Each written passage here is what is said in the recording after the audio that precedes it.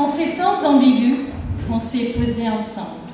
Discussion à bâton rompu après 2 verres, il me semble. Dans ces années troublées, on a parlé de lui, de sa course effrénée pour faire gagner la vie. Certains mots étaient répétés, d'autres par pudeur étaient tus. Pas aisé le statut d'exilé, compliqué de décrire son vécu. On s'y est essayé, nos yeux braqués sur lui. Il avait vu, son domicile est basé près de Calais. Il avait ressenti. Le temps s'est suspendu. On entendait les cris. De fil en ligne indisciplinée, ils avancent vite jusqu'à la mer. La sécurité par milliers foule chaque centimètre de terre. Dans les airs, les hélicoptères. Et dire que cela fuit la guerre.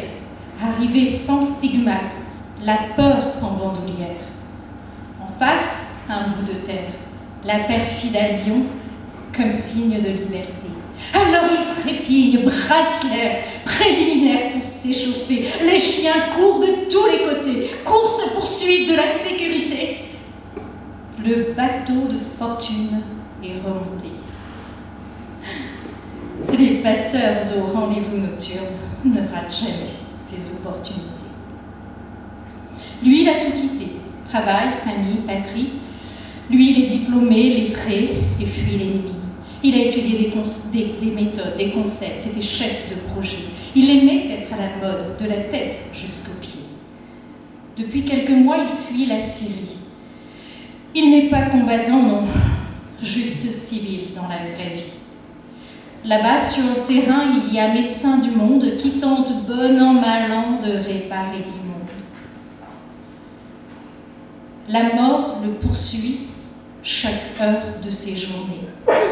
Aujourd'hui, il laisse tout, bagages et dignité. Son corps est plus qu'à bout, mais il ne lâchera rien. Il montera dans ce bateau pour échapper au cimetière, car il est dit qu'en mer, il n'y a pas de frontières.